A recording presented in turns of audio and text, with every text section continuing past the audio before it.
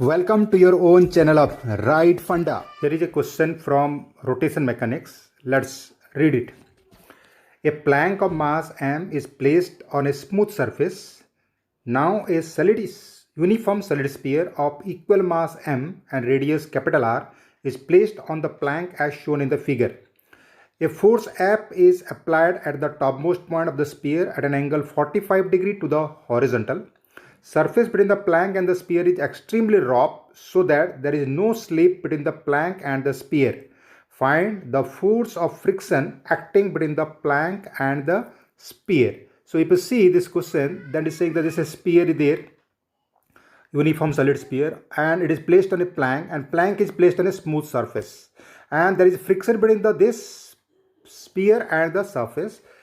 Both the masses are equal. This is also small m mass, this is also small m mass, and a force is acted here, F force making an angle 45 degree. We need to calculate what is the friction here in this, how much friction force is acting, that we need to calculate. Let's solve the problem. So this is our problem. There is a solid sphere, the force F is acting. This surface is given as smooth, and this is a rough surface, ROUGH.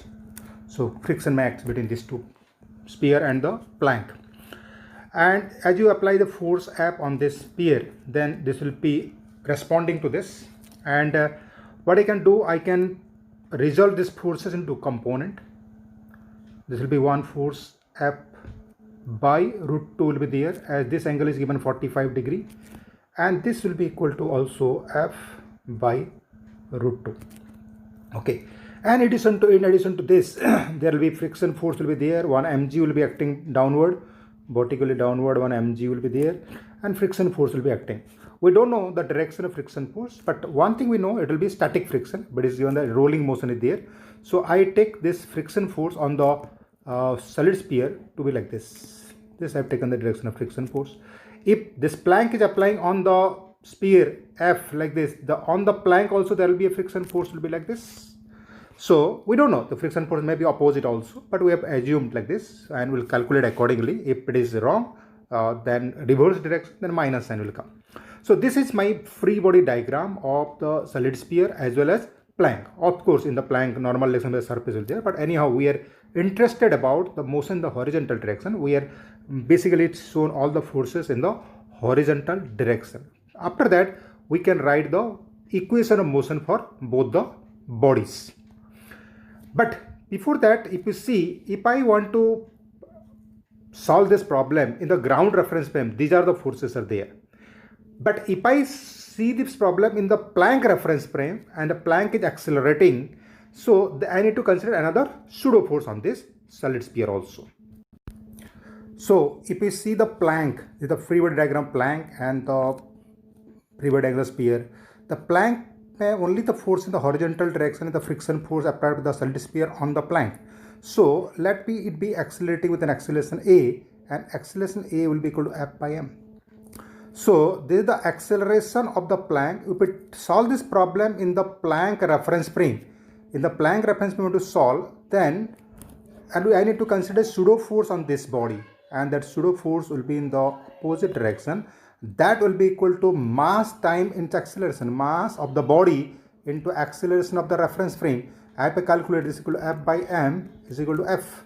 So this pseudo force value is equal to F. So if I put this, another force of F will be acting. This is due to pseudo force. So now if I want to write the equation of motion of the solid sphere, then I'll be writing F by root 2 minus F is equal to mass of the solid sphere into acceleration of the sphere with respect to the plank, because I have considered pseudo force. So this force is for friction force, and this force is for the pseudo force. So this is the equation number 1 I've got.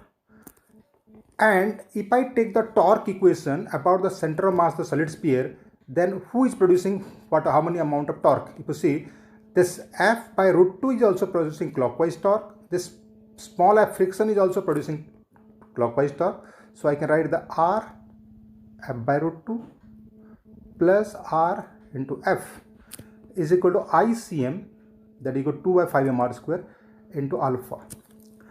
Why we are solving in the Planck reference frame is that because this sphere, this point is at rest with respect to the Planck, because both are moving, Planck also moving. This point velocity is not zero. Acceleration of this Planck is not zero. What is this? Acceleration of Planck's of the bottommost point with respect to the Planck is zero. That's why we have solve this problem in the Planck reference frame. This is my equation number 2. I can put here in place of ICM 2 by 5 mr square. And the third equation, the constant relation between these two quantities. The constant relation between these two quantities. I know this constant relation is equal to a solid sphere with respect to Planck. The center mass of solid sphere with respect to Planck is equal to r into alpha. Acceleration of sphere is not equal to r alpha. Acceleration of solid sphere, center mass of solid sphere with respect to Planck is equal to r alpha. This equation, that's why we consider equal here. That's why we consider pseudo-force.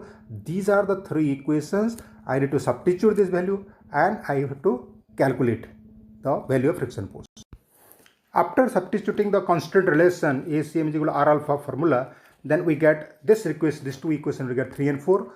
If we want to get the acceleration of solid sphere with respect to Planck, we have to eliminate F. But right now in this question, I have to find the friction force. So what I need to do, I need to eliminate a acceleration of solid sphere with respect to Planck. So what I need to do, I will multiply this equation with 2 by 5 and I equate those equations. I'll subtract these two equations. Then A's SP will be cancelled out and I will be remain with the friction force there. Solving this, I can get the friction force to be equal to minus F by 3 root 2. These are the answers we got the friction force. So let's analyze what the answer is saying, that friction force came out to be equal to F by 3 root 2. Why this minus sign is there? What does this minus sign means? That minus sign is that the friction force act in the opposite direction to what we have considered. If you see, we have considered the friction force in the initially we don't know. We consider the friction force to be in the backward direction and friction from the Planck will be in the forward direction. But in fact, it is saying that it is acting minus F by 3 root 2 in the backward direction. Does it mean that it is not acting like this? It is acting in fact like this with a value of F by 3 root 2. And on the Planck, it is acting F by 3 root 2 in this direction. So these are the friction force that will be acting on the Planck and on the solid sphere and Planck friction forces. And solid sphere will be doing pure rolling motion on the Planck. So our final answer, that friction force is equal to F by 3 root 2 towards right or toward the direction of F in the forward direction there on the solid sphere, and on the Planck it is in the backward direction.